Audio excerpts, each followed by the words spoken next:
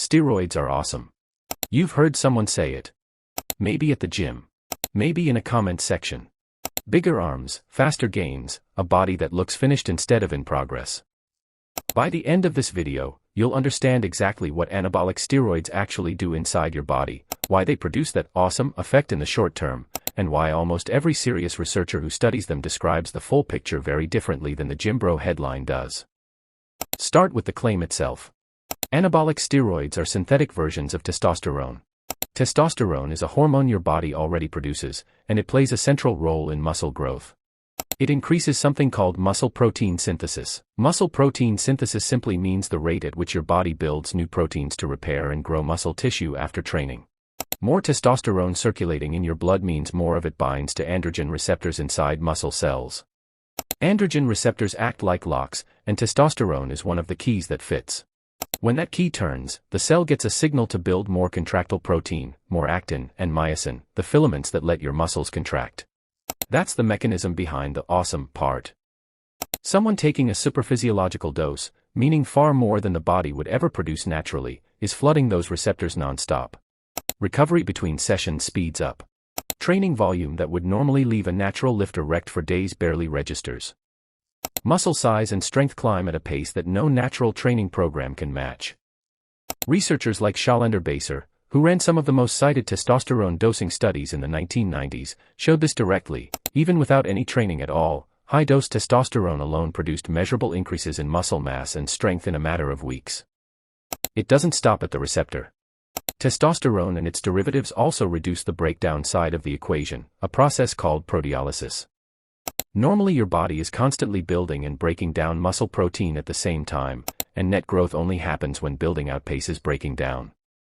Anabolic steroids push both sides in your favor at once, more building, less breaking down.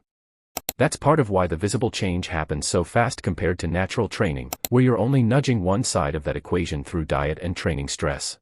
There's a nervous system component too. Higher androgen levels appear to increase motor unit recruitment, meaning your brain can activate a larger percentage of available muscle fibers during a lift.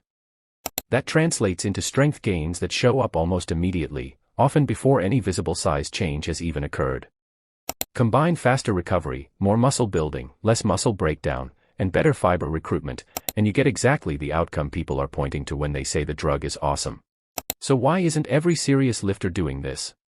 Here's where the video actually earns its title, because awesome is only half the story, and the other half is what almost never makes it into a highlight reel.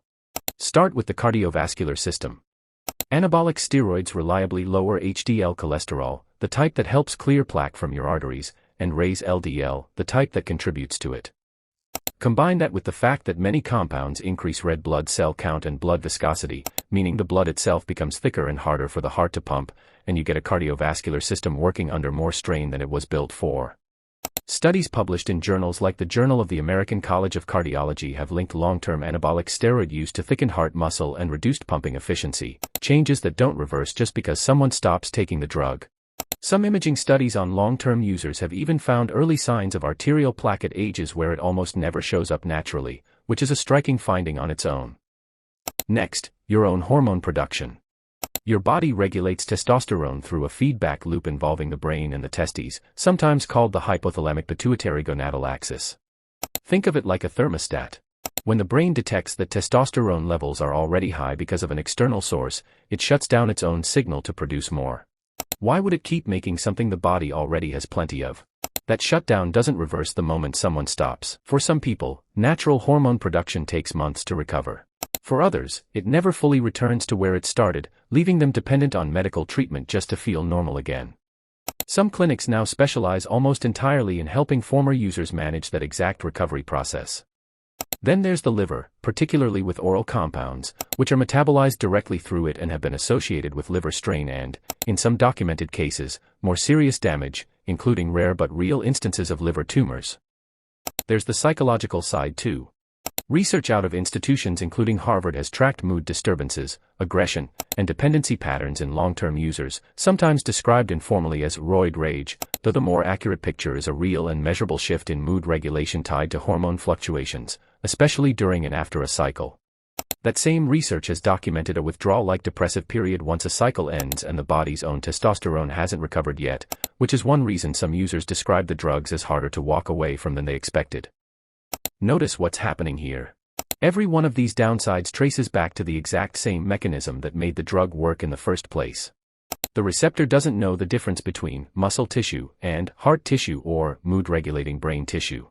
It just responds to the signal. That's the actual physiology behind why something can build an impressive physique and quietly damage several other systems at the same time. Now compare that to what natural training and nutrition can actually do, because this is where the video becomes useful instead of just cautionary. Mechanical tension, meaning the force your muscles experience while resisting a heavy weight through a full range of motion, remains the single most reliable driver of natural muscle growth. Stuart Phillips at McMaster University has shown that adequate protein intake, spread across the day rather than loaded into one meal, maximizes the same muscle protein synthesis pathway steroids exploit, just through a slower, sustainable, and side effect-free route. Roughly spacing protein across 3 to 4 meals appears to keep that pathway switched on far more consistently than eating the same total amount in 1 or 2 sittings. Sleep matters here too, more than most people expect. Growth hormone release peaks during deep sleep, and testosterone production itself follows a daily rhythm that depends on getting enough of it. Cutting sleep short doesn't just make you tired, it directly reduces the hormonal environment your muscles need to recover and grow, which means two people doing an identical training program can get meaningfully different results just based on how well they're sleeping. Recovery days matter for the same reason. Muscle isn't built during the set itself, it's built in the repair window afterward, so skipping recovery is functionally the same as skipping a meal your muscles were counting on. So can you get awesome results without shortcuts? Not at the same speed, and that's an honest answer, not a sales pitch. But the ceiling for natural muscle growth is higher than most people assume, and it comes without a compromised heart, a shutdown hormone system, or a liver working overtime. Progressive overload, consistent protein intake, and recovery, applied for years rather than weeks, is what actually built almost every physique you admire before drugs entered the conversation at all. Here's the takeaway to carry into your very next workout. The same biological lock and key system that makes anabolic steroids effective is the same system natural training already uses, just without flooding it artificially.